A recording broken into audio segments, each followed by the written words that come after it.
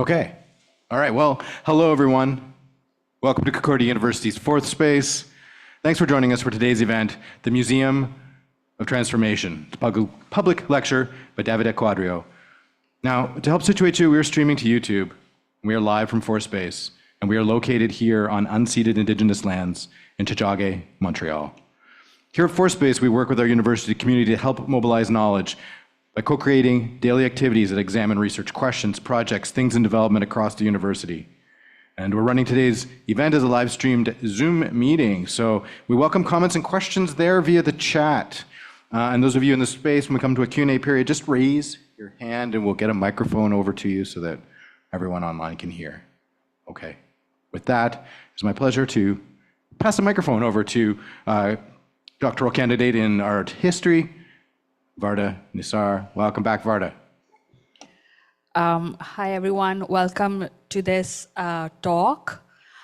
I'm just going to situate and talk a bit about the South-South Working Group. And for this year, the South-South Working Group will be focusing on global Asian and Asian diasporic curatorial practices.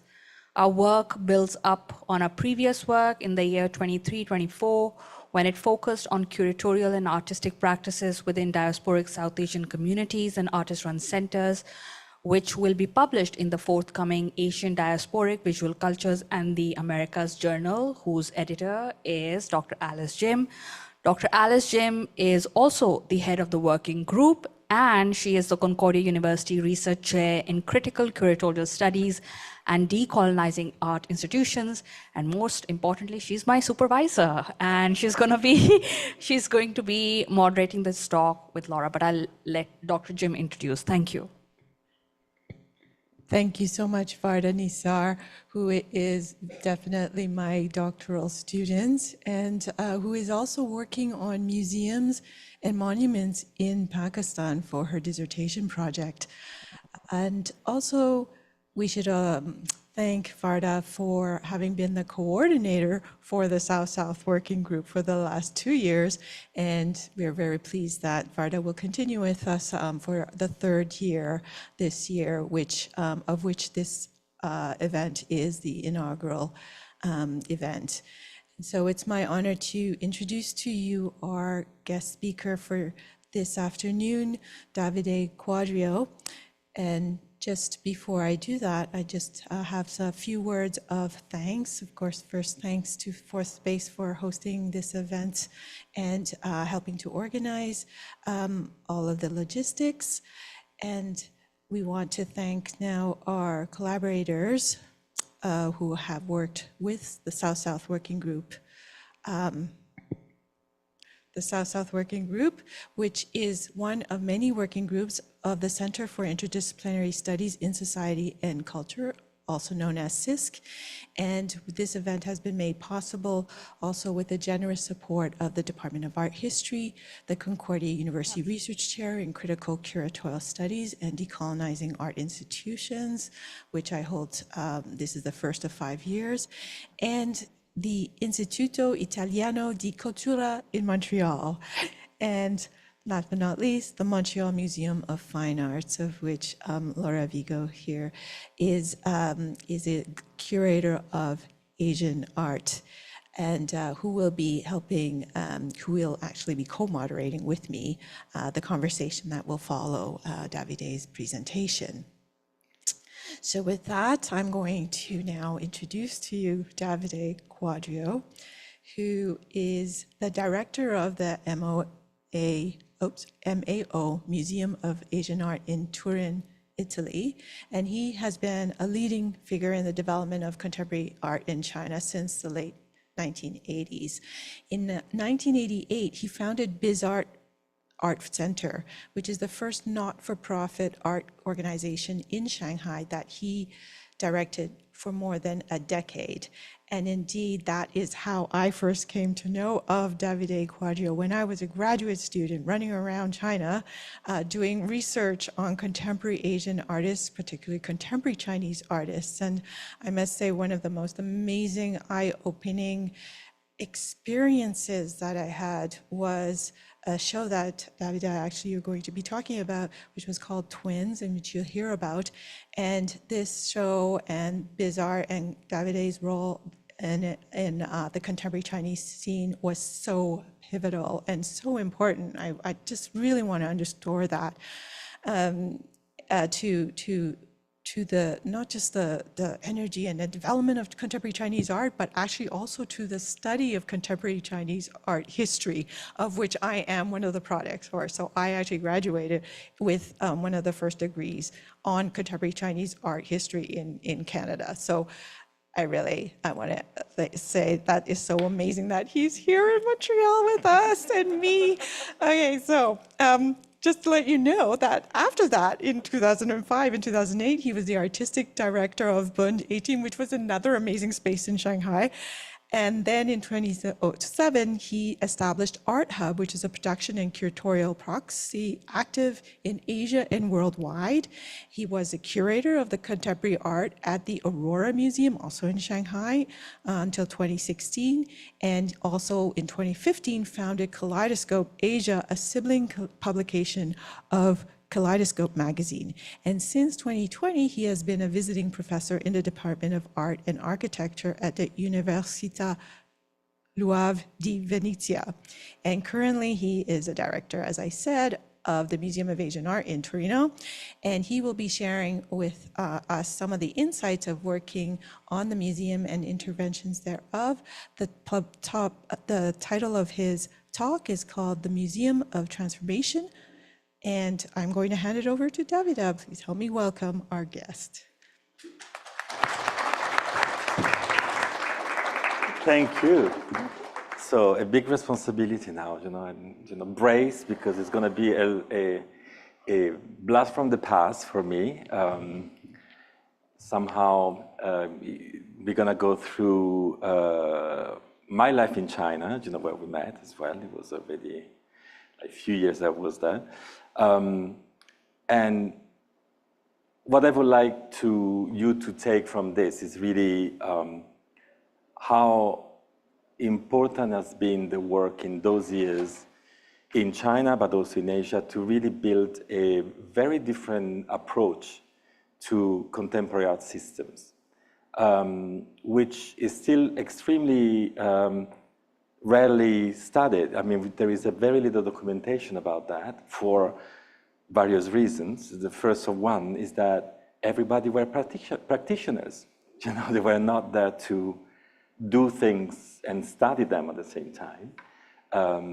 We were very young, very inexperienced, and we've been attacking, the work in the culture, in the art, from a very emotional point of view. And that is something that I always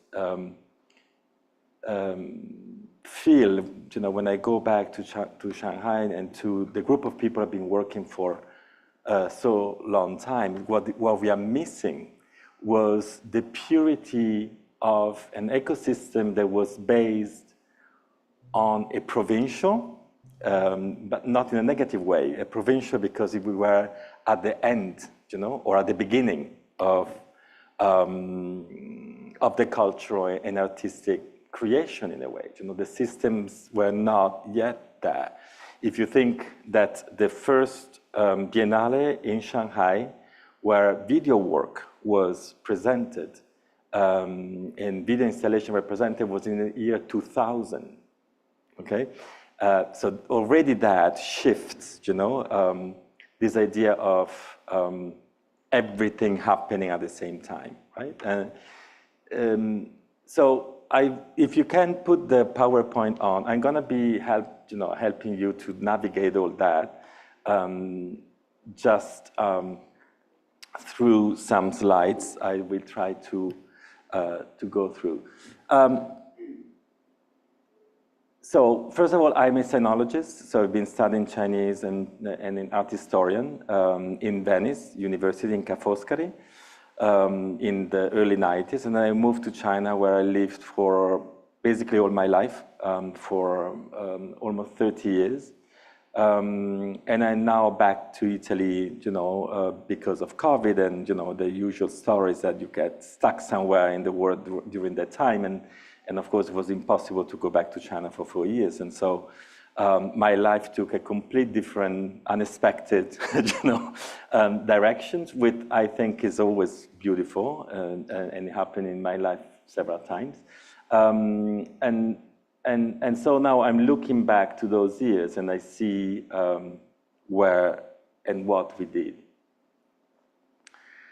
So one of the most important things is that Bizarre Art Center was a self-organized collective of artists in a moment where in Shanghai there was nothing in terms of contemporary cultural institutions, but a museum that it was called Dandai Meishuguan, the contemporary art museum, that it was still at that time until the late 90s, it was showing basically socialist and communist paintings, and a lot of traditional ink painting, landscaping, calligraphy. And in the year 2000, for the first time, there was the first real thought, international art, contemporary art center, that it was the old library of Shanghai, that it was a building that it was put up in the 2030s, and then it was actually served first as a horse riding, sort of facility, and then it was changed into a library, and then it became, finally that. So think about the year 2000 as a sort of moment, where a lot of things were happening, and the speed of that is very complicated for people that did never experience that to explain. And Bizarre was part of this kind of process, right? So we moved locations like every 6 months, because the city was eating our spaces, right? So the development of the city was so fast that to be in the center of the city today, or actually to the end of the city today, in 6 months you were already like at the center of the city. Like they were building, ring roads and new and incredible, new houses and neighborhoods, and it was so quick that you were also part of that kind of process. So there was this kind of adrenaline that it was driven. There was a lot of money, but yet no money. There was a lot of money, but then nobody was really thinking about contemporary art in a sort of international way, right? It was really about little group of people, especially related to the Academy of Fine Arts, that were doing this kind of saloons, where they were gathering, talking about art, especially West and Asian art, this kind of critical analysis of, where we are at, what we're gonna do, is Chinese art, what is Chinese art, what is Western art, how are we gonna, what is gonna, is all, there were all this kind of interesting, but very hidden, let's say, situations inside in Shanghai. And that happened, of course, in all China, in different cities, and with different, taking different feelings about what people were about to do in the contemporary art world. So Beijing was, of course, the most important center, but also Guangzhou, but also Sichuan, Chengdu, Chongqing was an important place as well. Hangzhou was a very important place. So everything was happening. And if you want to make it even more complicated, the dragon was waking up in Asia, right? So China was coming back to be a platform to which everybody had somehow to be involved with. Korea, Japan, Taiwan, Hong Kong, Singapore, Southeast Asia, India in a strange way, that it was always a kind of silent other empire, that it was on the back there. But so the complexity of this moment is very complicated, and it's difficult for me to vehiculate to you, but try to imagine, what it means at that time to go to a place also as a young Western boy, right? So privileged and educated, and had the possibility of going there, and to start his professional life over there, and also educational before that, right? So it was incredible in that sense, and the energy is still part of my life.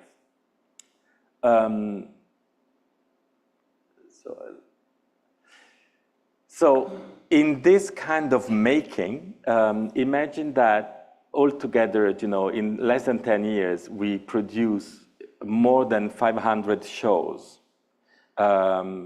only in Shanghai, without counting everything else that we did together, okay? Which is, is a huge number, And the first time that, because we are doing this project that you see here, that we presented a few years back, actually, it's almost 10 years ago, in 2007, at the Guggenheim Museum. There was a big show, a retrospective of the history of contemporary art in China from 1989, and BizArt was called to present the year 2000.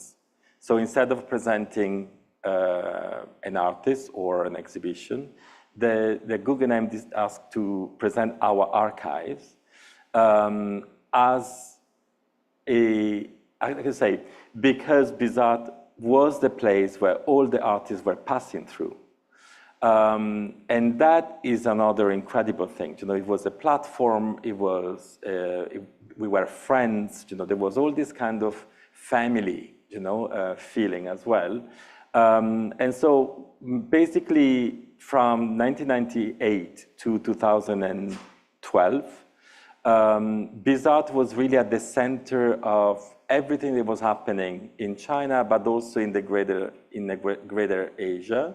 And that it was through different eyes, right? One is my colleague at that time and valid partner and crazy partner, Xu Zhen, but also all the gang, of the youngsters in Shanghai. So Yang Fudong, that you maybe heard of, Yang Zhenzhong, and then there were slightly older ones like Ding Yi or Wang Xinwei or Gan Jianyi, who unfortunately died a few years back. But so it was really a place of production, okay? And it was a place of production without the past and without the future.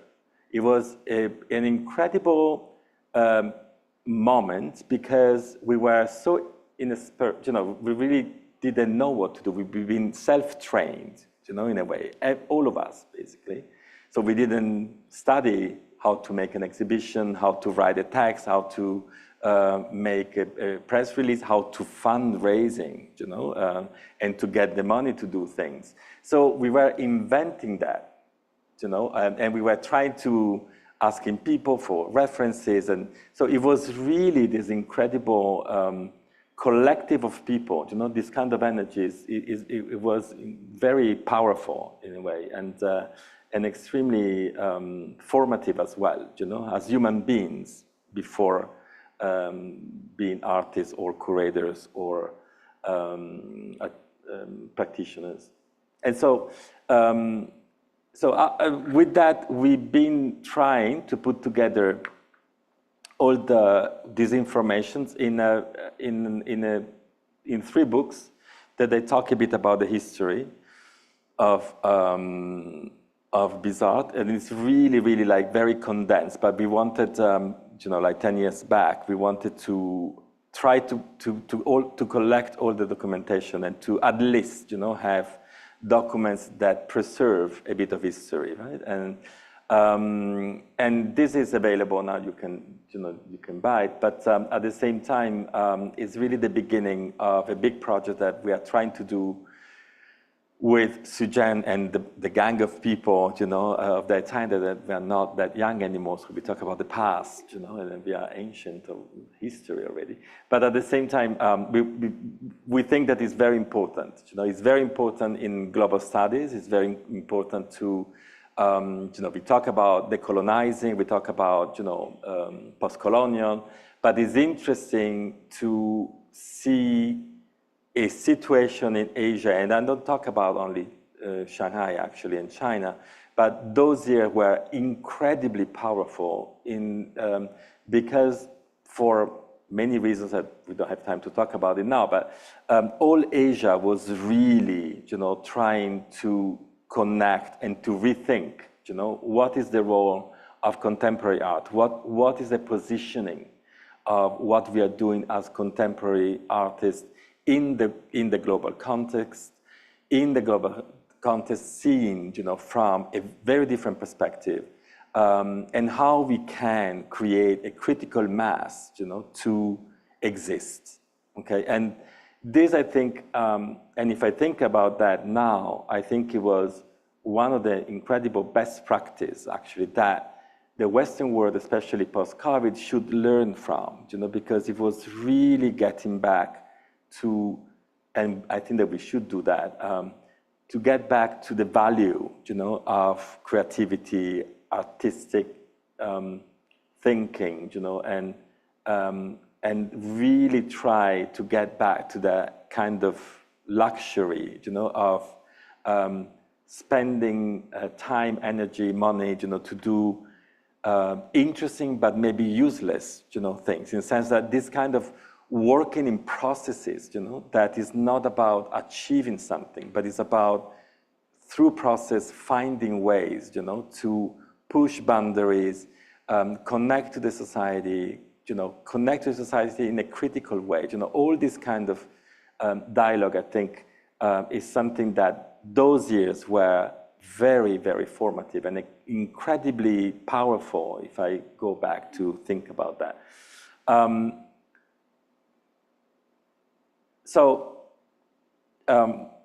Shanghai was like that. Beijing was another situation, but everybody were talking. There was this movement, of energy between the different cities, a huge connection with Korea that at the time was really building on cultural assets as well. The Gwangju Biennale started in the year 2000, and it's still on, and it's one of the most important biennale on contemporary art in Asia and in the world. There was a lot of discussion about the intra-Asia network, and Hong Kong was instrumental for that. With there were all independent art spaces. There was a Bamboo Curtain. Margaret Chu, unfortunately died a few years back, in Taiwan, with Michael Lin, with a lot of the Taiwanese artists that then became very globalized, if you can say. There was the Zhima Dian. There was the Sesame Oil Street Art Center that it was in Cologne, that it created an incredible moment, in Hong Kong of critical approach, also on decolonizing, really, and that was the moment of decolonization for them. So it was really a moment, it was pivotal for them as well, to rethink about their own identity versus the British identity, but also versus China, right? So it was a very intense, moment. And then, of course, you have the big Huarren community, big Chinese community that actually encompasses all Southeast Asia to Indonesia, Malaysia, and this kind of cultural diaspora, but also multicultural structure, that Chinese culture, not Chinese people, but Chinese culture has been able to create throughout the centuries, in that part of Asia, was really creating a very cohesive sort of, interesting, cohesive approach to art. Is that, I mean, it's very abstract maybe for you guys, I don't know. Tell me if I'm going to... So these are some of the examples of things that we, just to give you a bit of images, right? So on the top left is Zhengguogu exhibition. That it was the first exhibition that we ever opened in Bizarre in the year 2000. And then there was one space that's been destroyed with a lot of performances. It was really a platform of freedom. We've been closed down several times. We had, of course, problems with the authorities until the point that actually the authorities recognized us because everybody that was coming to town was coming to us. So all the official, delegations were coming to Shanghai and asking, we want to go to Bizarre, right? And the government didn't even know who we were, right? And they didn't understand why they wanted to come to us. But it was very interesting as well, because again, when you think about China, you think about this kind of block, of resistance, right? But at the same time, the negotiation that we had through cultural dialogue with the authorities has been a very, again, formative, like a very educational process, right? It's not about being a positive, for instance, but trying to speak different languages, teaching to the government what is important, and the Chinese government, in general, is very cynical and very clever. If something they need, they're able, to find ways to talk to you, right? And so that kind of relationship was very interesting because the beginning of the 2000s was also when the West wanted to come big time into China for economical reasons. So of course, culture was the simplest tool, to create that kind of what at the time they called exchange, which actually was much more extractive than exchanging based, projects. But at the same time, it was very interesting because there was then money coming to that, but also the possibility through international structures to be protected in what we were doing, or to have money to do things, So one of the things that you see here on the left, it was in 2004, and we created a sort of fair where we invited 38 art spaces from Europe and from Asia to connect during the Shanghai Biennale. And so they occupied all the beautiful space. It was 1,500 meters squared. And it was, each of the booths was done with carton board. And each space could actually change their space, cutting, open it, do whatever they wanted to. They could live inside the space. And it was open for 2 weeks to create this kind of very physical, and transformative exchange between Europe and Asia, and the government was also part of that. So all this is been part of the games that we were playing. Here are some of our images that you can see. So imagine that we were able to do 4 or 5 exhibitions a month, installations. It was all self-produced. At the beginning, when we have less money, sometimes we did shows for 2-3 days only, because maybe we have to rent projectors, and they were very expensive. So but it was not the idea of showing. It was the necessity of having a platform where you could show your work, because there were not other places where you could show that, and so. People were working months to create a show that lasted for 3 days, for 4 days, for a week, But again, it's really the mentality was different, right? It was not about, there was no gallery system, there was not an economy attached to that.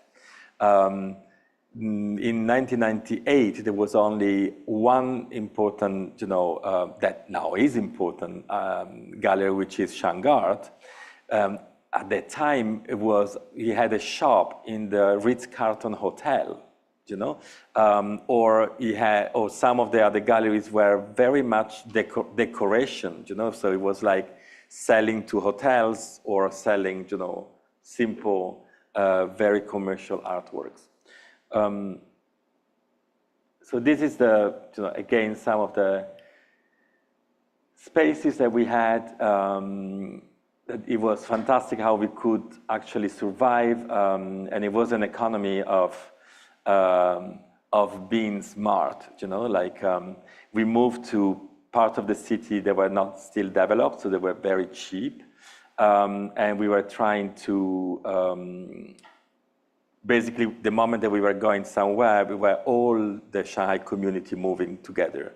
So we were in this space that is called Moganshan number 50, that it was about to be destroyed. And because we moved there, we've been able to negotiate with the government to preserve the entire neighborhood. And it's still there, actually. And so what we did is that we were moving there, then artists with the studios, we moved there, some of the galleries, some of other creative businesses that were start to be there. And what I did there is that we rented 2 floors, and one we rented out to a company, that it was a commercial company doing whatever. And then with the money that we had with that, we were able, to basically to have the basic money to survive, And then, so there was all about this kind of fragility of systems, simply because it was not a system. And so you had to, to go on. One of the first publications we did of Bizarre was titled around this concept, a failured art center, just because the idea was that every 6 months, even sometimes every 3, you were thinking of what we're going to do next month, At that time, actually, I was working at the Canadian consulate and giving visas to Chinese people coming to Canada, because I could speak the 3 languages: French, Italian, Chinese, and English.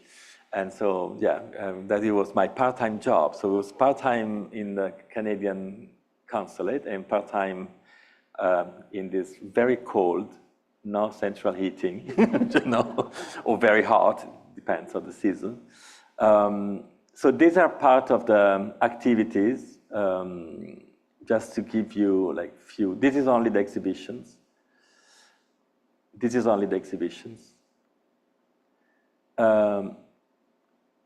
And then these are, this is the moment that you met me and I met you. You remember me, I was in the, whatever.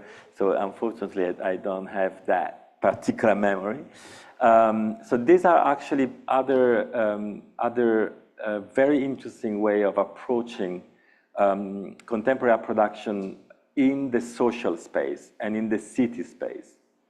The first ever curated exhibition where actually was part of the artists who were showing in the show, it was in 1999. It was called Art for Sale, and it was curated by Fei Pingguo, Alexander Brandt, a very smart German artist and very much technological person. And that was done in a supermarket at the top floor downtown.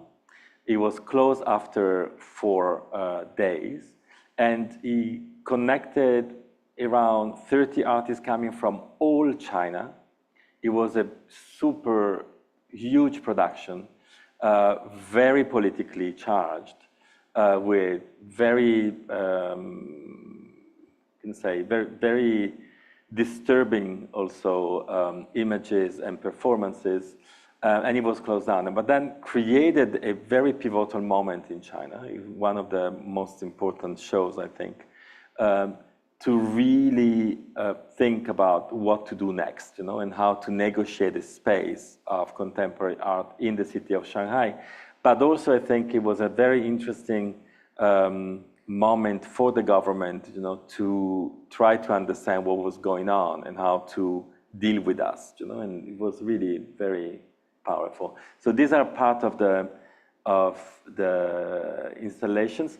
The show was a supermarket. You enter, there was a little supermarket, like a 7-Eleven type of, And each artist, they created objects that you could buy as goods, you know, in a series of goods.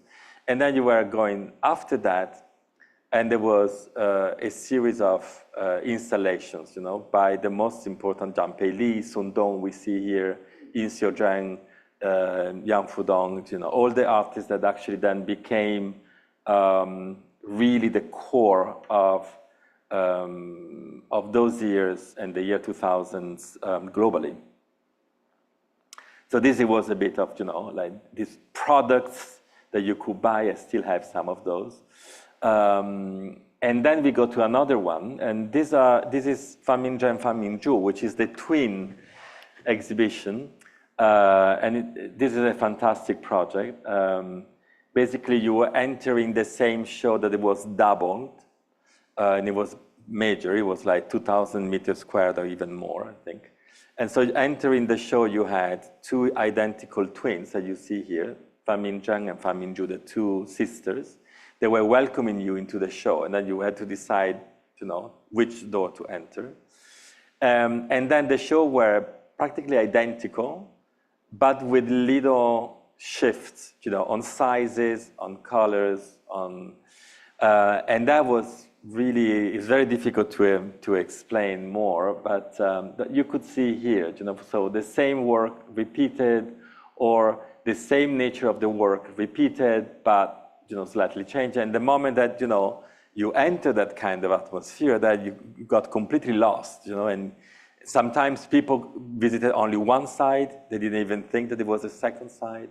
You know, so it was really fun. So here you see some of the projects. There was a lot of performances.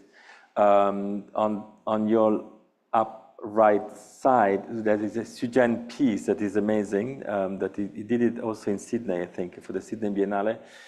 So entering the show, there was a person in a pyjama that was following you throughout all the show without talking to you, without interacting with you. And there were really people from the street that we trained. And so there was, you know, this crowd of people. I think that we should do it also in some museums here, you know, just to you know, to create a bit of disturbances in this bourgeois way of, you know, going to shows. And so you had this fantastic moment where, you know, at one point there was like hundreds of people in, you know, with hundreds of people in pyjama following you know, and there were really people from the street. So, you know, there was also this kind of strange, you know, it was during the Shanghai Biennale, so we had all the big, you know, whatever, curator, I remember that they came. So you have like Hans Ulbricht, and then you had, you know, this AI following, you know, so it was really funny. Another, and I'm gonna go then quickly to other things, but give me the time so that I don't. So this is another fantastic show that is Kuai-Di. It was called Kuai-Di, and the guy that you see is one, in Italian we call it Pony Express. How do you call that? You know, the deliverer, like a Deliveroo or something like that, you know, like a courier. So we trained 30 couriers to go around the city, bringing an exhibition to your home. So each of there were like 30, 35 artworks in a suitcase, 30 copies of that. And we collaborate with the major newspaper, Dongfang Ribao, in Shanghai. And so basically, we advertise in that. So people could actually call this number, that it was a courier number, and then say, oh, can you come, you know, tomorrow from 5 to 7? You know? And then you could do your own party at home, or you can be home alone. And then the guy was coming, and he was showing to you each, and explaining to you in Chinese, each of the artworks. But artworks, sometimes they were performances, you know, they're giving things, you know, and then it was going on for a month. So the durational aspect of that, I must say, is not to be not considered, because, you know, 1 month of 30 people going around the city doing that, it was a very big endeavor, you know, but it was so fun. Yeah. So here you see the people, they were with a little T-shirt, and we gave them at the time, of course, you see the box and the bicycle as well. So these are some of the interaction, where they're going to, they had to be trained also to go around the city, how to do that. And so anyway, these are some other shows. I'm not going to stop here, but just to give you, this is too much to explain. This is actually, sorry, just quickly, the Arbaba project was a very important project which is still on in China. That is a sort of contemporary art community online that it was created very early on, around 2005, 2006. It's still on. And it's been very instrumental for a generation of artists at that time, because it was really the moment where you could have information, of things going on, not only in Shanghai, but throughout China, So it was very, very important at that time. And it still is, and they were able to, it was also very politically charged. It was very also, I must say, using language, very aggressive language as well. It was not for the, it was really very tough stuff. And then I just quickly, so that it was my previous life, in Shanghai. Then in the moment that everything was really becoming so much more settled, I decided, me and Sujan decided that it was time to stop it. And for people that actually, for the students that are here, I think it's also very important to finish things, And for both of us, we were going into very different directions. I was much more interested in the complexity of a cross-cultural sort of developments, and Sujan was really hitting his artistic career, was really going very much into that, and also was a very different moment in Shanghai. The market hits in. There was a lot of money coming into the arts. It was really becoming, another pivotal moment in a way of the history of contemporary art in Shanghai, at least, and in China. And so it was becoming extremely aggressive as well. So you lost a bit of this in genuine spirit of doing things. And again, because of the speed, either you are part of it and you go with it, or you just withdraw for that. And so for me, it was really working more on the global curatorial, and Sujan was really digging into the locality and the new economy that it was actually booming. If you think that I was saying in the year 2000, there was only like 1 or 2 museums in Shanghai, that you can really call them as such. And in 2012, then you're already over 50 museums. Okay, so just to give you the spectrum, and now we have more than 110 museums in the city of Shanghai. So imagine what it means. We're talking about 25 years, 30 years of development. And so this is a bit random, but just to give you then all this knowledge for me was very interesting, because I start working on institutions, or on different platforms, not only on the curatorial side, but also on the production with artists, how we're going to develop projects. And it was incredibly beautiful to work in that way. So it's really, this is, for instance, is Giant Lee. This is a commission that we did in Villa Borghese in Rome. Villa Borghese is one of the most important collections of preserved in the center of Rome. And so there was a commission. We worked 2 years, and then Giant Lee created this sort of towers, that somehow bring the garden which is surrounding Villa Borghese into the space of Villa Borghese. This is, then a lot of work has been done with governments as well. This was for the French year, China French year, that is years back. Or with Italy, for instance, that it was curated by Achille Bonito-Oliva. And then the end 2010 was a lot of social spaces. So this is a huge festival called eArt, and we've been using the huge screens of the city at that time to produce new digital work. And we are talking about 2010, 2008 even.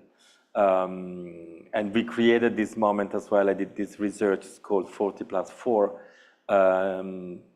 to connect and to do a analytical research on the status of contemporary art in Shanghai. Actually, I need to give it to you, Alice.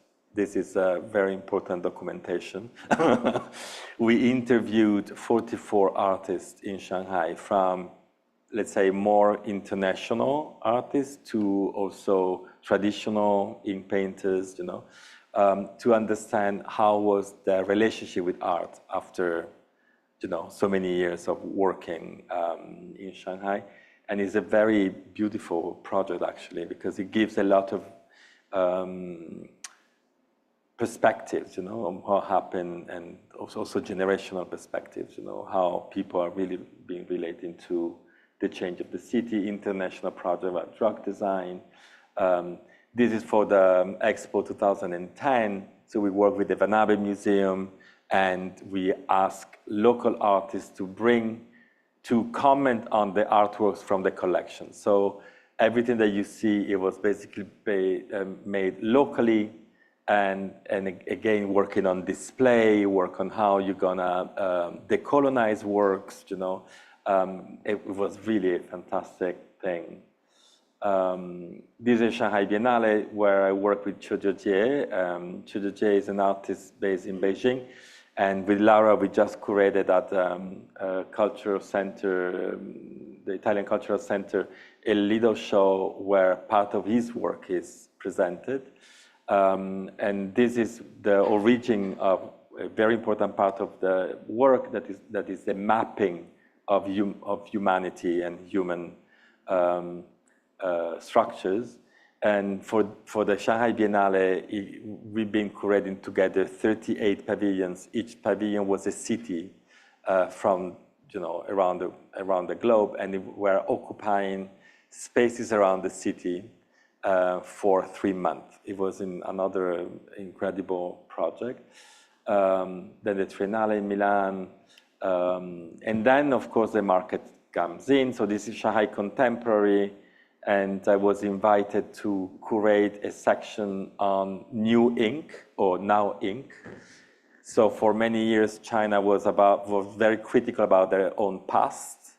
And from 2010 on, the past actually comes back in a very sort of profound presence. So the work with inks, the work with paper, that has been always that, but then it was somehow not perceived anymore as a sort of a conflicted instrument, for the young artist to somehow be able to be distant from the past, and to overpass the past and actually talking about the present.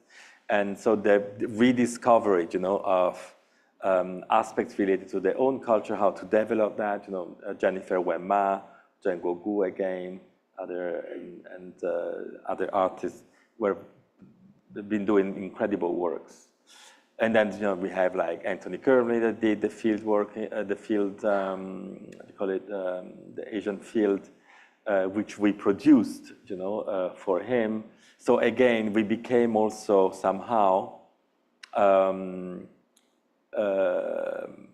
producers, right? Because we were so accustomed to do our own things, that then you become a specialist as well. So we're working with other artists. And this is another project at the Tate Modern, the new space in Prada. This is the Tang Shanghai is one of the new museums in Shanghai. This is a show that I did a few years back. This is another Vanabe museum, and then Genève. So again, Yeah, this is Choja J Works. And then you have, Thomas Saracino, Paola Pivi, that's the project we did in Miami.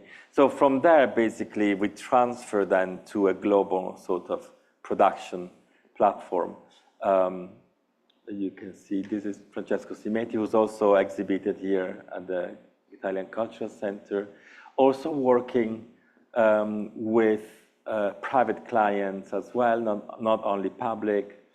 So as you can see, it became, you transform yourself in China, and the porosity, the capacity that China has, in Asia in general, to adapt and to reinvent themselves, and to shift paradigms, very quickly, and this kind of energy is something that I think the Western world should actually learn from, and to get back to that kind of positivity as well, right? That to be able to overpass fear, that we are so much surrounded by, I think, at the moment, and I think that art needs to also be able, to free yourself to this kind of fear, to find really alphabets of communication and dialogues that actually are overpassing, this feeling of being in fear. So this is some other project, random project. This is the Aurora Museum in Shanghai. That is a fantastic collection. So that explains where we're going to go to. So how then Asia can be exhibited in the context of the West. And I think on this note, I think that you guys should come on and talk to me, Alice and Laura. Yeah, I mean, I can go on for another hour, but I think I still have to. No, it's okay. Sorry. Okay. Which one do you want to? We have many. Okay. So, so just to give you, this is a bit, I mean, it's really like going very quickly through 20, almost 30 years of productions. But so from that kind of background, then I come into a museum. So what we're going to do in this museum, and the museum is a Asian museum, very recent. It was opened in 2008 only in Turin, which is a small city in the north of Italy, close to Milan, which is this one, thank you. And so somehow I was stuck in Italy because I couldn't go back to China anyhow for 4 years because of COVID. So I was offered this position, and then after negotiations, I presented a project that for me was really dissecting the collection and trying to revitalize a museum that it was somehow abandoned progressively in Turin, because it's a public collection of the government of the city and the region. There are also part of the collections that come from banks, foundations, but it's a public domain. So, and it was somehow, left there, lingering in the cultural environment of Turin. And so what I propose to do is to really read the collection, understand the collection, and first of all, reveal that the collection is a Western gaze on a particular kind of Asia. The collection is not so small, it's not huge, but we are talking about around 2,000 objects exhibited in the space.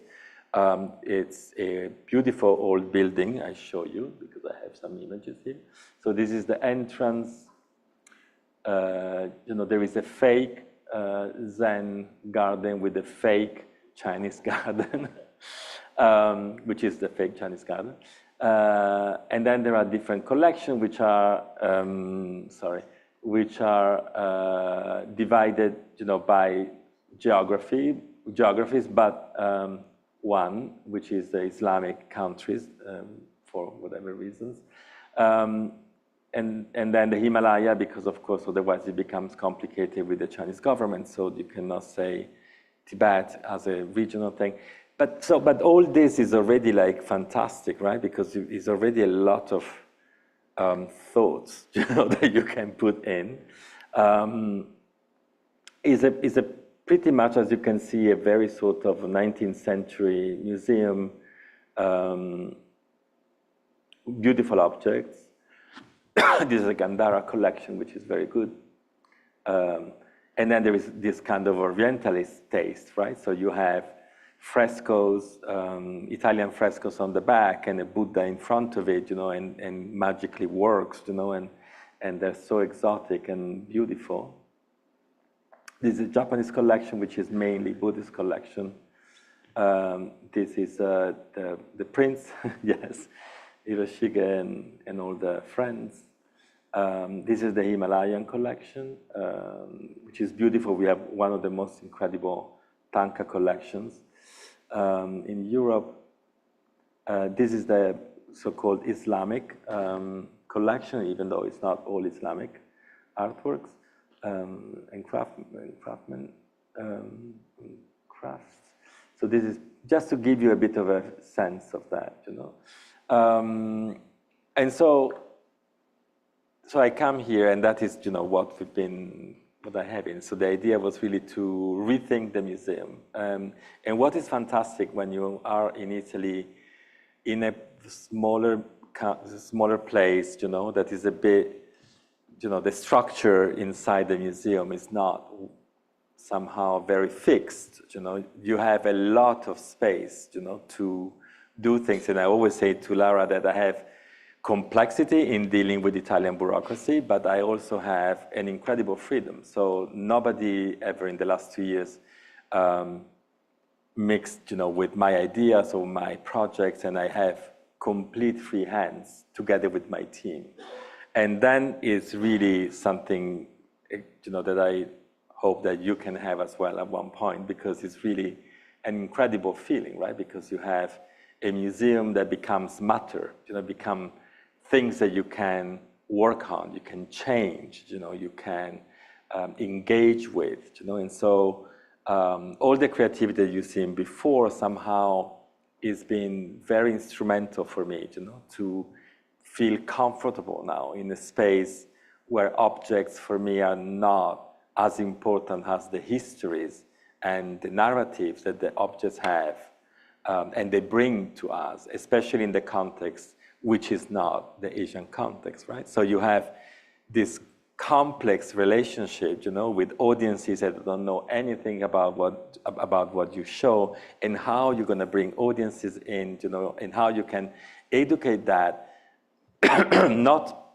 in the sort of top-down way, but how you can introduce the doubts of what they see, and here is when Laura comes into my picture, in the sense that really at the very beginning, knowing the work that she was doing here, I called her and say, listen, I really want to work, on rethinking, deconstructing, and repositioning, what we have in the museum, how we write about it, what we say about it, and how to make the museum a place of translations, and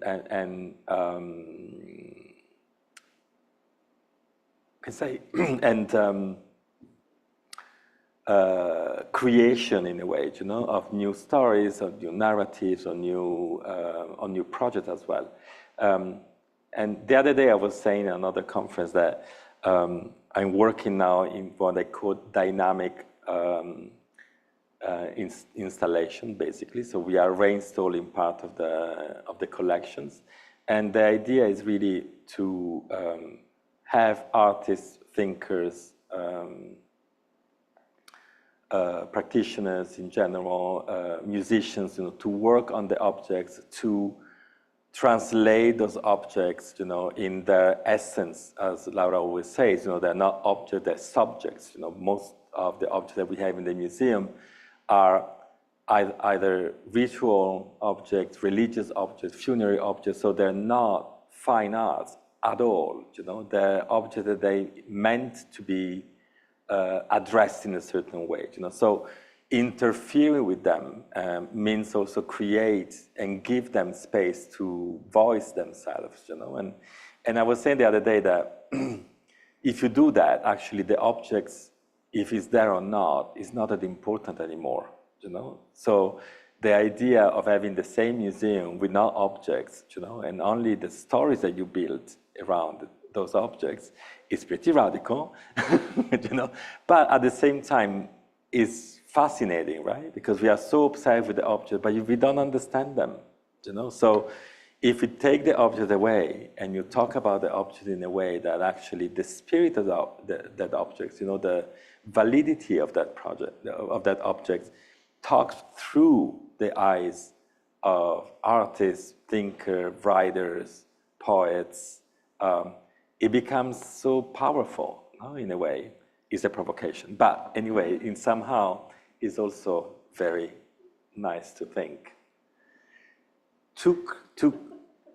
Okay, so what we are doing together with Lara, and I think if you can put the video on, and I would like 2 minutes of pause so that you can move here, is to see what we've been doing with this exhibition that we just saw, the poster that it was a graphic by Ito Barrada, a Moroccanian artist. 1 second only, then you can go. 1 second. So basically, with Laura, we've been working on this idea of transporting, translating, and how objects, materiality, symbols, go through the Eurasia context, through time, spaces, without having a narrative that actually is a historical narrative, right? But actually how we fragmented that, and through the fragmentation, you show echoes, you show complexity, similarities, desires, fear, wars, and the objects they bring into that, all these kind of stories, and of course, the basic one, which is how objects travel, and how the economy of objects is actually part of all these collections, which are never, ever neutral. And they talk about complexity, and they talk about humanity in a pretty, I say complex, but actually, very dramatic and tragic way as well. So just show that, and then we can talk. Thank you.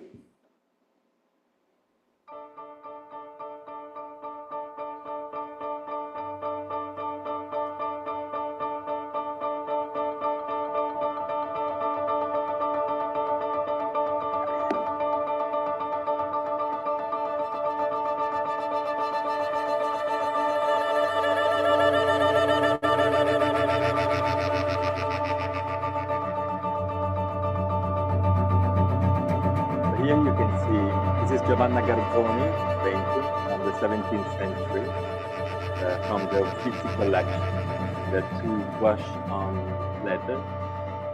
Amazing, very rare pieces, and you see the Chinese vases. So we found a very similar vase in the collection in Naples. All the objects in the collections are coming from private and public collections within Italy.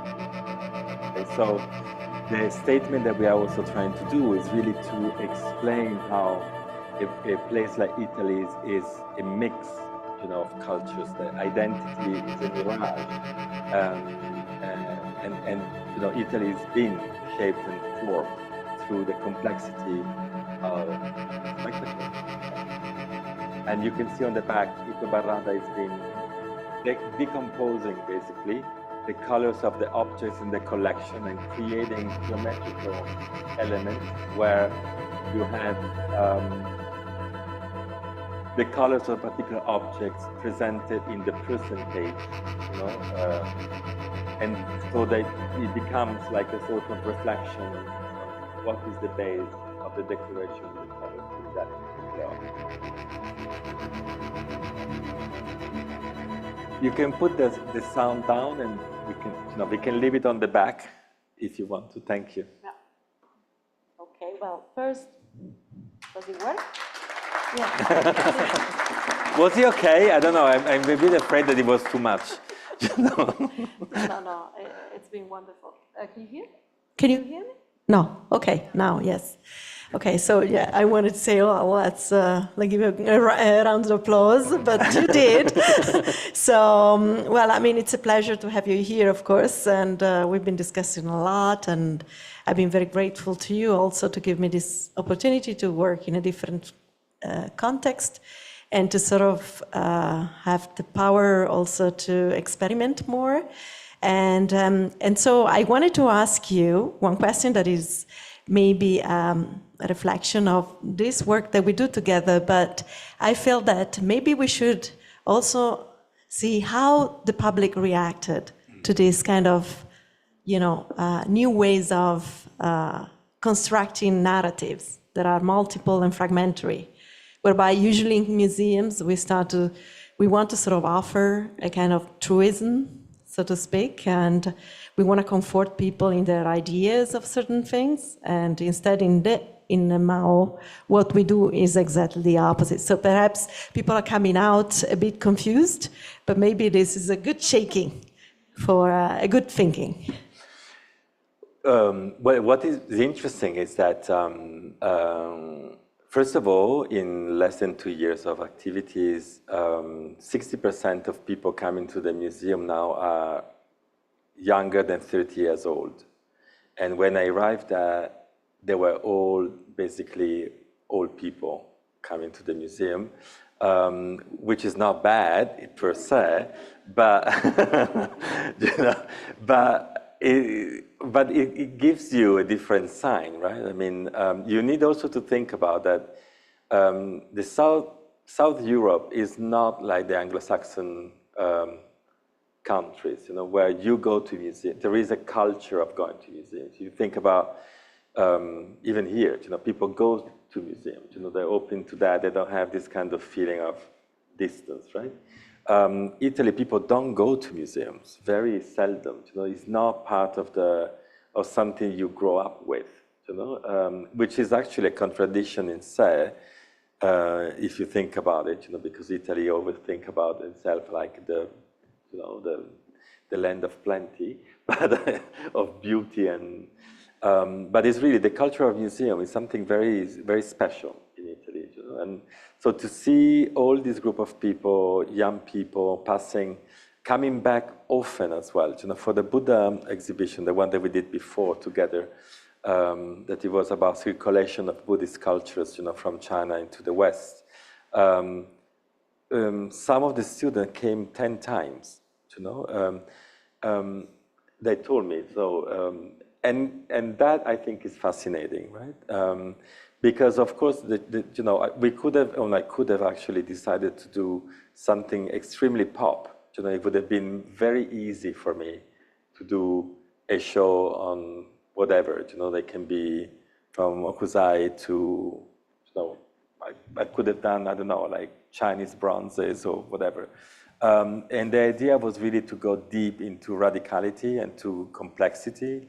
But also to be a museum which edits, the images for people. So you go in and you see things, and you can concentrate. So small objects. Sorry.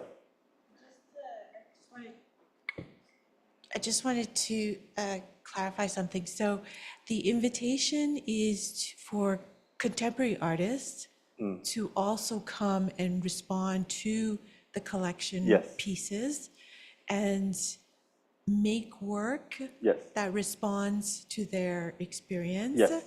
And so actually, are the young people or audiences in general, are they more drawn and actually return to come see the exhibitions because of the contemporary art that is intervening, or there's also more? I think it's more, well, there are different levels that we are playing at the same time, right? So one level is the exhibition level that we shape in a platform, which is a year platform that keeps on changing, also through contemporary art and intervention. So to have 1 year platform that changes, it means that artists that we invite, they have time to see the show, to understand how to develop things, and then progressively, you know, when the new work is done in response to this exhibition, then is integrated into the show. Okay, so it's difficult to explain because actually the idea, ideally, actually, is that you don't need to do exhibitions anymore because it's all about this container that keeps on changing in all its parts, you know. And interventions are specific. Of course, they come from a specific vision of that part of the museum, of that collection. I give an example. We have Ritu and Serin Sonam. They're two artists, video maker from Tibet. Maybe some of you know, they organize this amazing film festival called Tibetan International Film Festival in Dharamsala. And they do a lot of research, especially in the Tibetan area. So I asked them to focus on a part of the collection of the Tibetan collection, which is coming from Densatil, which is an amazing historical monastery that's been destroyed several times. The last time, of course, during the Cultural Revolution. And so we have fragments of that, you know, in the collection. But then when you see the fragments, you don't understand where they come from, right? And you cannot picture why are important, especially if you come from a Western perspective, right? And we have masterpieces like there is this King of the Sun that is amazing piece, and there are like 3 in the world that survived, you know. And so I commissioned them to do a work that brings this alive, you know, and actually explain what is this work, but not as a wall text, you know, but as an experience. So they're gonna now creating a voicing, basically. They're creating the voice of this God so that the God explains the story in Tibetan, and then we're gonna do you know, subtitling, videos, footage that we recovered, and they're doing research, so they recover incredible pictures. They survived of the monastery taken in the 20s. So, you know, so that part of the museum becomes alive through research, through the eyes of artists who are able then to make these objects talk. And in this case, the object's really gonna talk, you know? That is such an amazing example. Thank you so much. It's so, you used the term before, dynamic installation. And I'm going to remember that. I think it's a key term here. It's amazing. I wanted to ask Laura actually something, like what, you know, working with Davide in this museum, what was your favorite part of the process so far of working on these different kinds of projects? I think I'm gonna cry. No, I mean, first of all, let's go back because we know each other since university. We were in university together, and I keep on saying this, but I think it's kind of interesting because, I mean, we were young and beautiful and everything, and we took the train a lot of times together. And he was always my savior with my luggages every time I have to move from one train to the other. So that is, this is my help. The right position of a man. Yeah, well, yeah, exactly. And when we started, you know, he actually called me and we started talking about different ways to sort of activate collection of Asian art that are actually outside Asia and all this. And the best part, I think, it was the conversation that we had and the fact that I thought I had somebody who could understand. And also, I felt like most of the people that we work with, from the artist to the other co-curators and the people living, you know, working and in the museums, it's just amazing, you know, the feeling that you feel like you're part of a community that are always like there to sustain, and they're all looking to do good, you know. So, and also for me was incredible because I get to know the collection better, to understand all the other ramifications of different collecting practices in Italy and different collections in Italy. So, and we had amazing objects, you know. Yeah. You know, in the Civic Museum in Torino, I found a Ming period, Yonle period, you know, moon flask, one of, you know, handful in Europe. So that is also amazing for me. Being an archaeologist, I'm always looking for something to unveil. So no, great, great ongoing adventure, I guess. Yes. The other thing that I want to underline is a museum is a matter of objects. You know, I like to think about that. You know, this kind of, you know, really shaping things. You know, but we always forget about human resources in a museum. You know, and for me, one of the most important things has been to, and I really focus on that for the first 6 months because I found when I got there a museum that it was really at the verge, you know, of being, you know, crumbling down, really eroded completely, you know, in terms of people don't even understand anymore how lucky they are in working in such an amazing environment, right? And so what Lara says, I think it's very important that I'm happy because of all these kind of things which are technically important for a museum, right? Audiences, projects, ideas, changing things, you know. But I think it's very powerful when you see how political is to be able to work with people within such a context and liberate them, you know, somehow, and to do that together. You know, I think this is something that for me has been probably the most important achievement in the last 3 years. The complexity of human beings we all know, you know, but it's really beautiful when you walk into the museum and then one of the, you know, of the people, the guards, you know, the security or the guards, you know, they're around. When you pass by, you know, they touch you, you know, and this kind of things I think is very important, you know, and it's part of the magic, I think, of creating environments, you know, for living better, you know, and museums should become that, you know. And I don't understand when I see museums that become structures of power and sadness, really, you know, and it should be alive. So to see a lot of young people coming, we have the conservatory students, you know, doing rehearsals now. We have this program because so that the students in the conservatory can come to the museum and do rehearsals within the museum anytime they want, and the only restraint is to perform music which is Orientalist from whatever period of time, you know.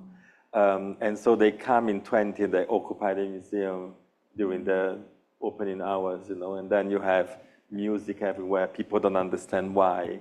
They think that there is a show going on. We didn't know that there was this event. It's not an event, you know. This idea of approaching a museum which is not about events, exhibitions, you know, is a place where you go, things are happening, you can be part of a complex rituals, you know, that is a common ritual, is a social ritual that is beyond the objects and still, you know, becomes part of your well-being as well. Sorry. I don't know. No apologies. This is such a beautiful, it's a beautiful conference so far. I can't tell you how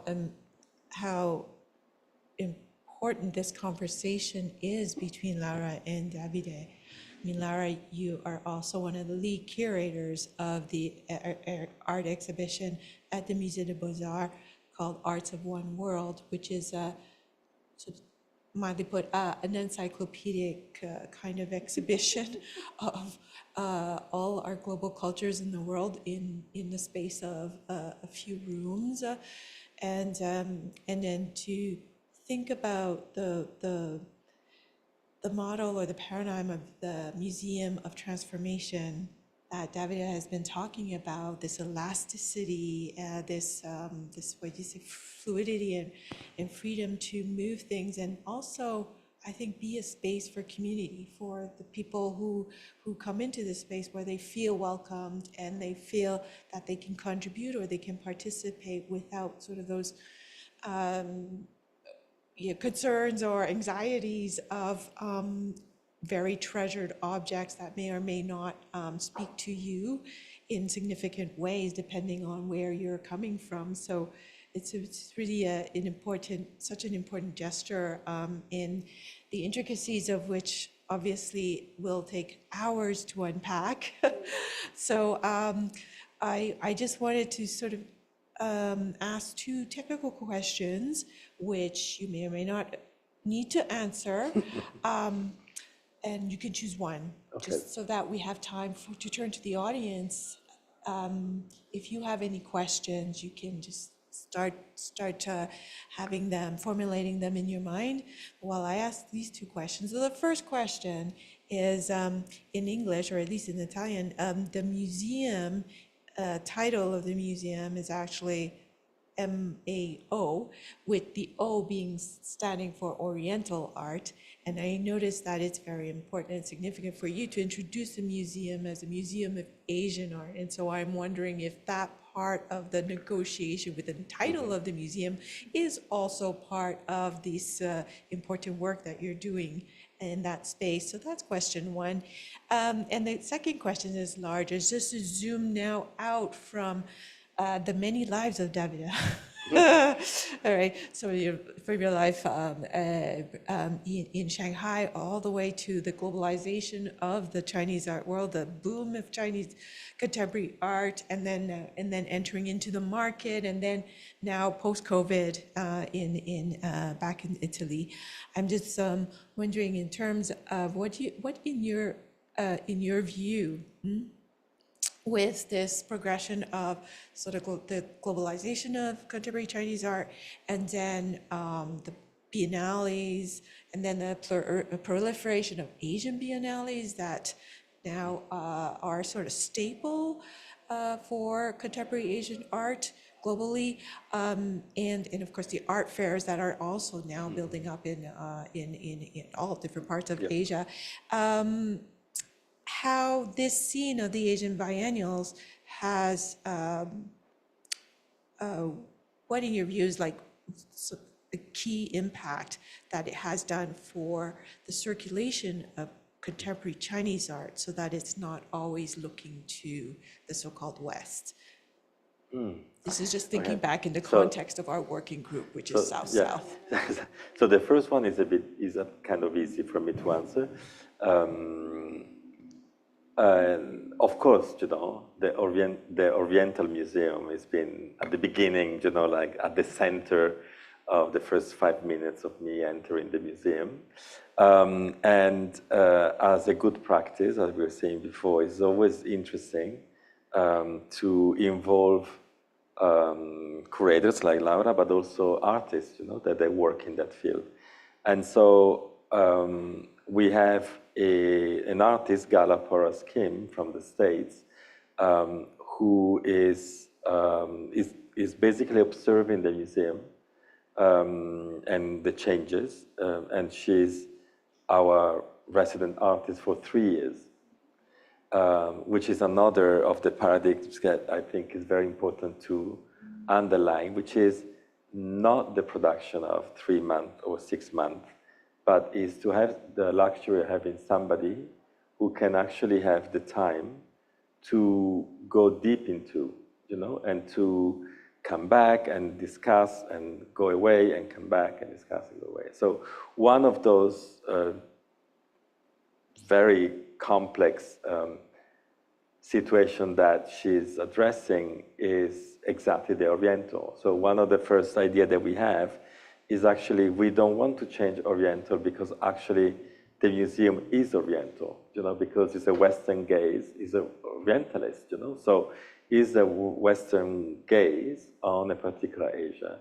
But what we want to also address is this dichotomy of Oriental and Asia, right? And so most likely the work that is going to come out of this in order to address this issue will be a graphic solution. And it's going to be really like a sort of almost like a performative thing, so that all the stationery will be exactly like it is, but we're going to have stickers for everything that, for the minpian, for the name cards, to the books, and so the moment that you buy it, or the moment that you give it to somebody, then you put on the O of Oriental, you put the A of Asia, And so just to have this idea of underlining the fact that the Oriental is a problem, and I think it will create this kind of shift, no?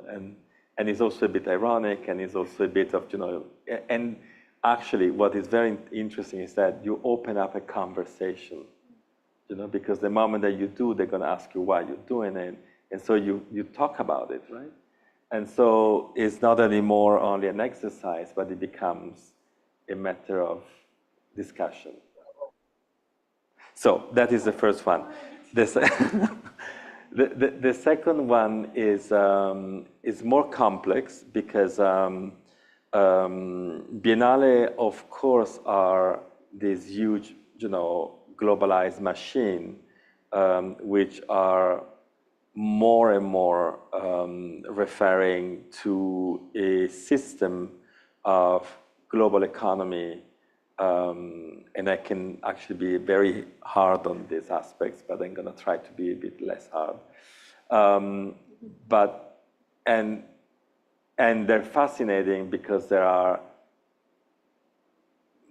chapters of moments, where you can create, a density, of global artists, they come in a situation. And for us, that of course we work in this field, is also wonderful, right? Because you see what's going on, you understand the new trends or whatever, so it's always interesting, right?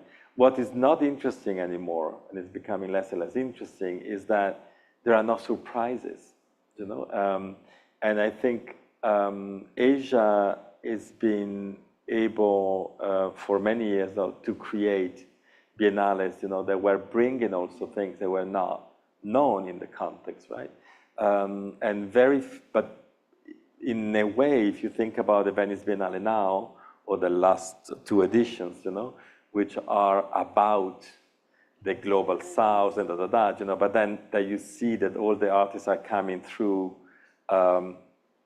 New York galleries, or a specific sort of instrumentalized channels of displaying actually the works, then I was always wonder, right? And then part of the big conversation that we've been having in the last year as well, that I'm actually thinking of promoting more and more, is not promoting, sorry, the promoting is not the right, but working on more and more, is really this issue, right? So how much now biennales are able to present ideally to you critical content, which is also not only unexpected, but deep and free, of certain restraints which the market sensitivity, political sensitivity is actually inducing, into biennales. And it was very clear, I think, what happened with Documenta last year with Ruan Rupa. I don't know if you know what happened, but basically Documenta evaporated, after how many years of existence? I don't know, 30 years of existence. Yeah, just completely, destroyed because of so-called anti-Semitism, right? Created by an artwork already presented before, but then shown in this Biennale, created by Ruan Rupa, and the Rupa is a group of people from Indonesia, from Jakarta, who really wanted to work on collectivity, on what they call kumbum. So it's really the village dynamics, right? And all that in Germany was completely misinterpreted and created a very tragic end of it. I was with Yasmin Aysaba, I was part of the curatorial team. She's German, French, Lebanese, Palestinian. And so we were talking about that because I invited her and Shaidul Alam from Bangladesh, who was supposed to curate a Biennale of photography in Germany, and it was dismissed because he's a pro-Palestinian activist, and being an activist in Bangladesh, is what you do. And imagine that he was dismissed as a curator without even telling him,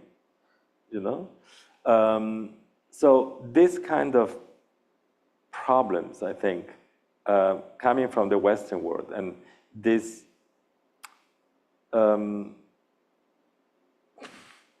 superficial way of approaching complexity, right?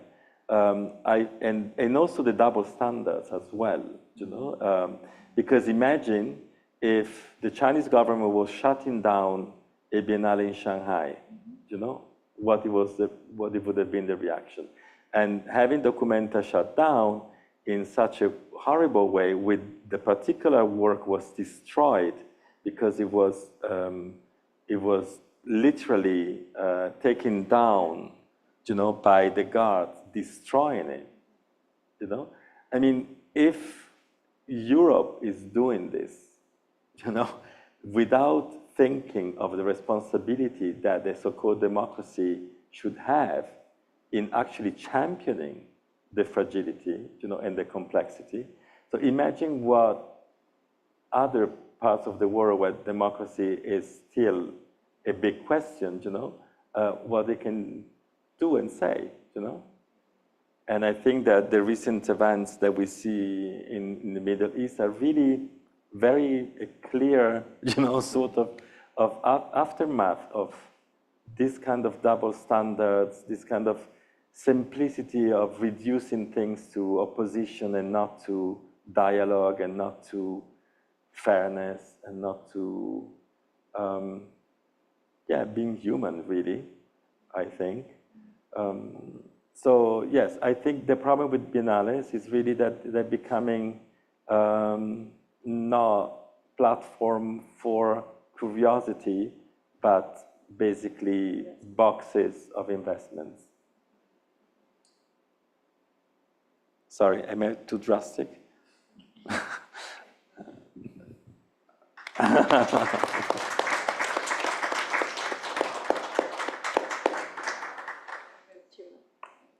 Very strong, yes. Any questions from you guys? Thank you so much for being here. If anyone has a question, just feel free to raise your hand and we'll get a mic to you.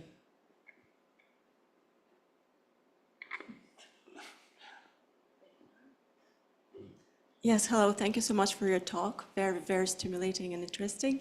I noticed you mentioned the word translation a couple of times, and I do not speak Italian, but is the word translation in the title of the exhibit yes. of the project in Turin? Yes. I think it's tradition and translation. It's tradition and translation. May I ask you the definition of translation, your definition?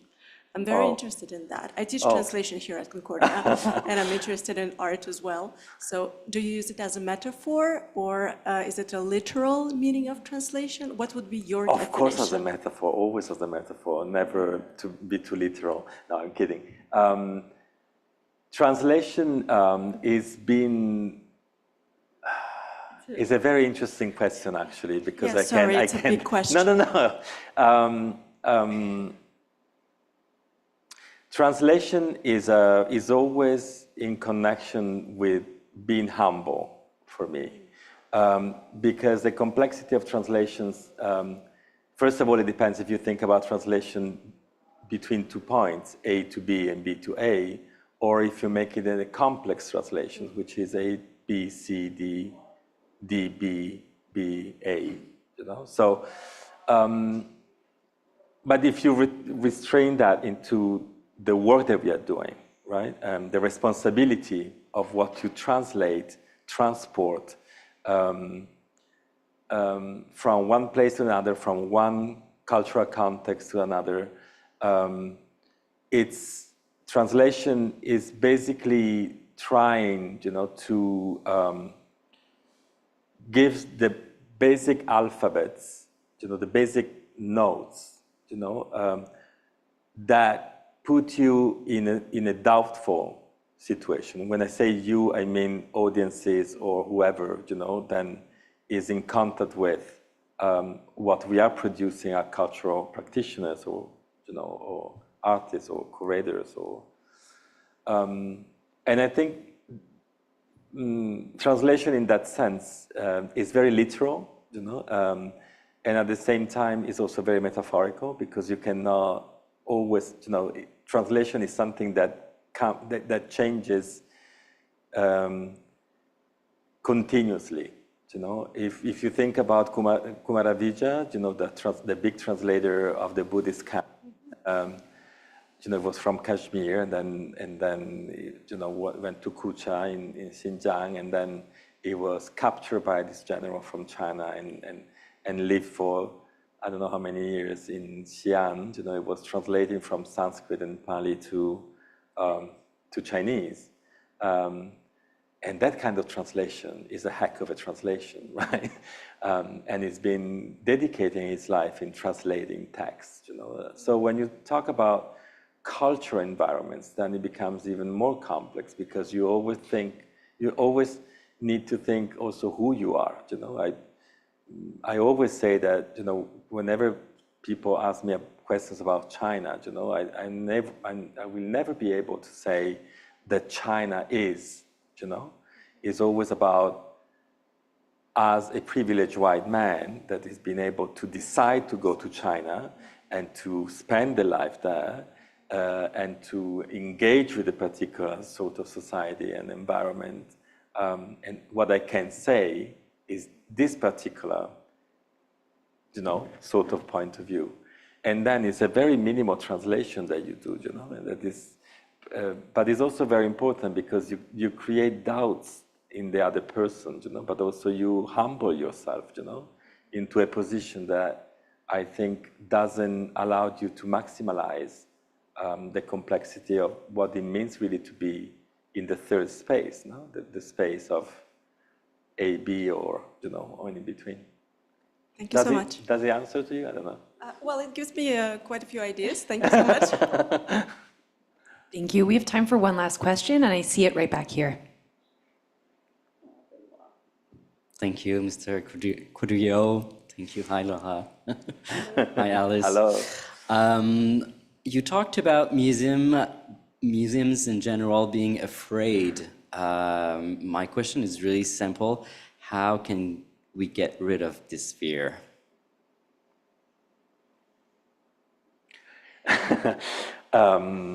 Hijacking the museum.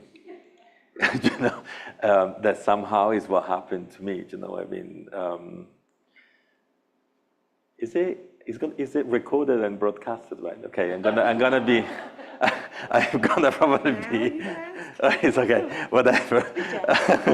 No. What I'm saying in a very ironic way, in the sense that.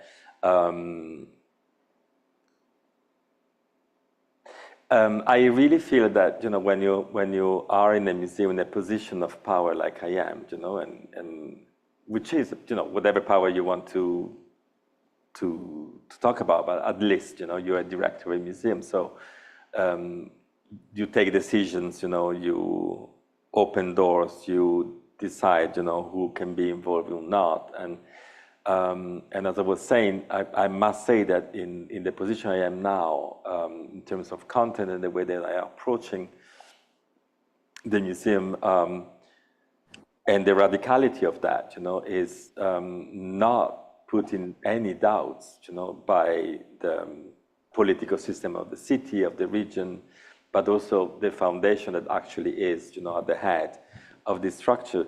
I have other problems, which are, the problems of managing other aspects, but and this kind of incredible freedom, right, of actually opening a discussion and having quick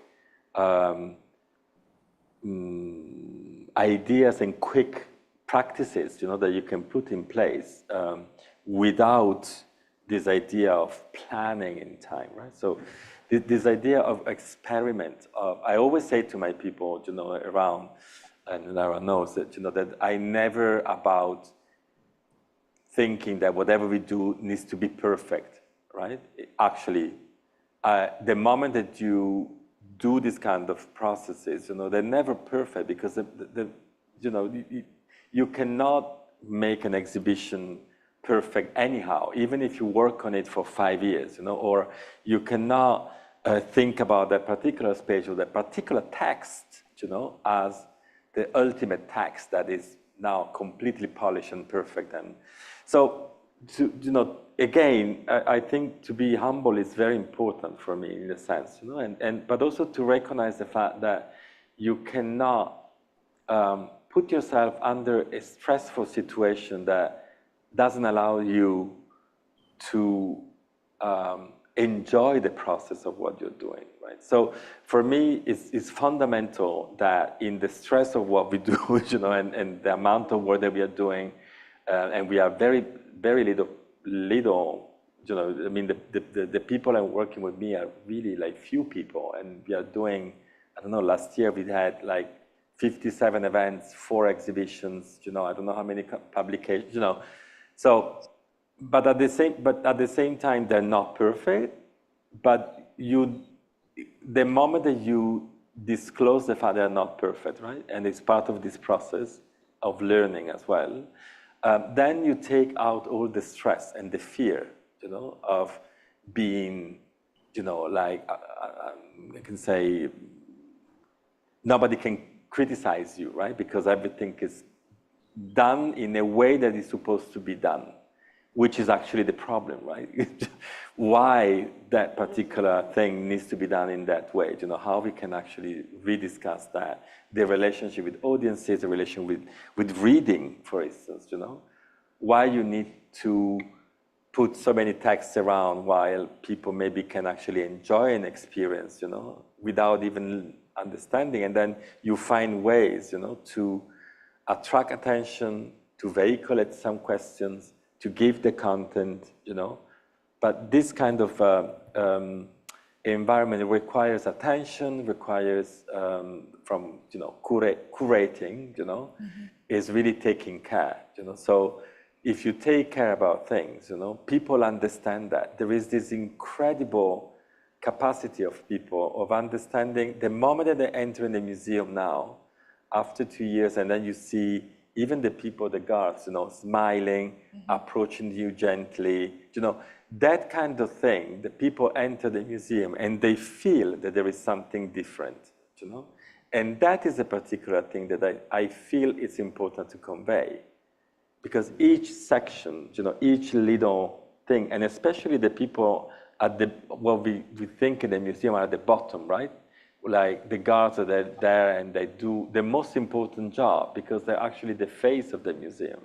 So if you are able to explain to them what you're doing, then they're part of that game. And so they all become, elements of this kind of taking care of, And so for me, just to answer quickly after all this, it's really to rethink, structure, but even this kind of idea of preservation of objects, this kind of ownership of the objects, that curators have, for instance, this idea of not giving this object, why, or I don't know. It's for me very bizarre because actually doesn't give to the people the right element to be attentive on, which is not the object, but it's actually what you do with this object, what I'm doing with this object as a curator, and why I'm studying this object. And also be conscious that whatever restoration is going to go through, is not going to be forever, So this idea also of, oh my God, you need to preserve because it needs to be like that forever. But we all know that there is no object that can be forever, right? So, I mean, it's a bit provocative what I'm saying, but at the same time, it's really to just shift a bit of an attention, the shift, on what is important on the job that we are doing in the context of a museum, the relation with the objects, the audiences, how to make that meaningful and how to talk to the people with a language that makes these objects speaking, something, and not being merely, object to look at, If I may add, and I really appreciate the question, by perhaps answering from a different direction, which is how what the examples and the exhibitions that you have done, the interventions and the insights from each curatorial strategy that has been experimented with, these are clues, these are gifts, these are possible future better practices that we can learn and implement in institutions. And when you speak of fear, my first thought comes immediately to the ways in which cultural spaces, and their spaces as in social relations, these kinds of cultural spaces are instrumentalized to be institutions of fear and of surveillance, of control over what we should think as a polis, as a community. And that's the fear that I think of. And so in response to that, or to resist that, or to perhaps intervene in whatever way we can, so that fear dissipates and is redirected somewhere else, is to learn those strategies to make what are essentially our cultural spaces, people's cultural spaces, safer, braver, and more attentive to the fact that there has to always be dialogue, and these cultural spaces are important, significant spaces for that. And we need to learn those strategies. We need to implement those better practices from, it's what you're talking about, like through the infrastructure of every one of these institutions, right? So not just on a surface level, a temporary exhibition, but in ensuring that you have relations with every worker in that space, Yes. right? Not just the people who you're trying to capture gate sales by coming in for tickets or through ticket sales, but people who are working there every day, the installers, the technicians, the guards, the people who man the booths, to everything like And it's also a slow process. It's not something that it comes long process. because there is a lot of resistance. People work in environments like that. They might have a very simple request from their life. Right? They want to have a stable job, and they don't want to be pushed, around, and they want to be part of something complicated, or that complicates their life. Something meaningful. Yeah, so all the things actually are, part of the creative process that you should put in perspective in an institution, And it's really about the well-being, and sometimes people don't really understand, that they're missing a well-being, especially in museums, simply because they never tried that, So, and that is a process, and it's really an alchemic process, and you start with the people that understand first, and then, and that some people will never understand, they're gonna block you out, which is also fine, right? It's not that we are trying to be romantic about all this, no? But another aspect that for me is important, what you're saying, and then I don't want to talk much more about the fear. I think institutions are afraid of not controlling the outcome of things. And so the moment that you accept failure in a clever way, then you don't have fear anymore. But institutions that don't know how to deal with failure, and I say in failure in a very positive way, right?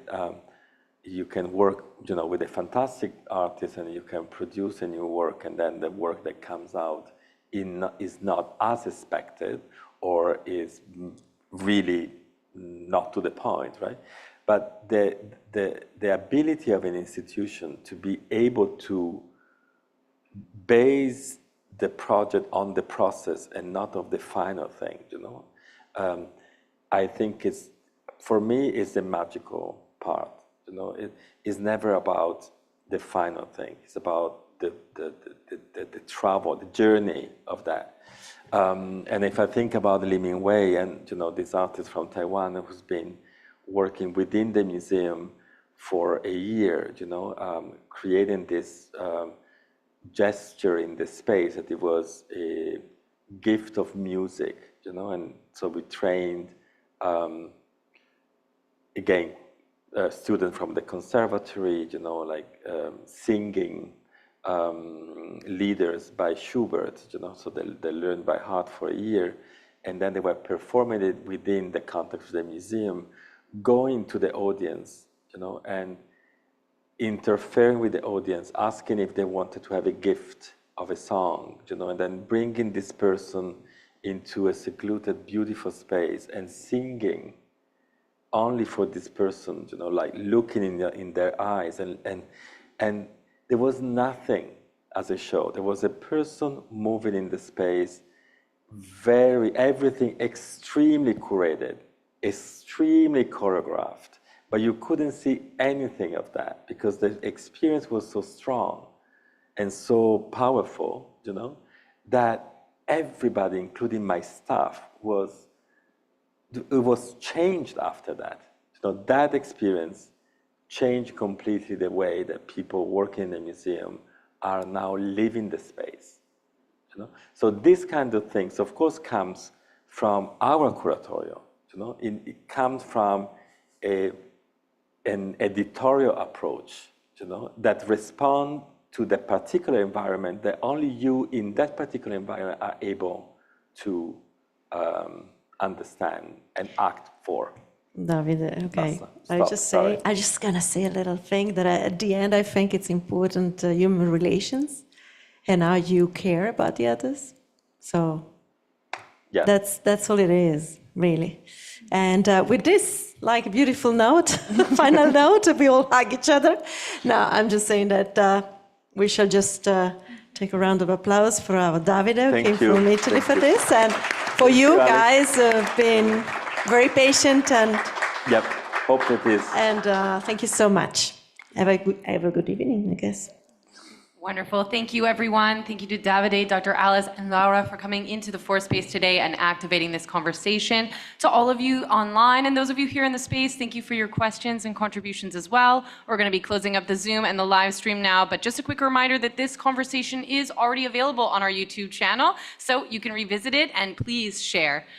Join us again at Force Space. We always love having you. Have a great evening, everybody.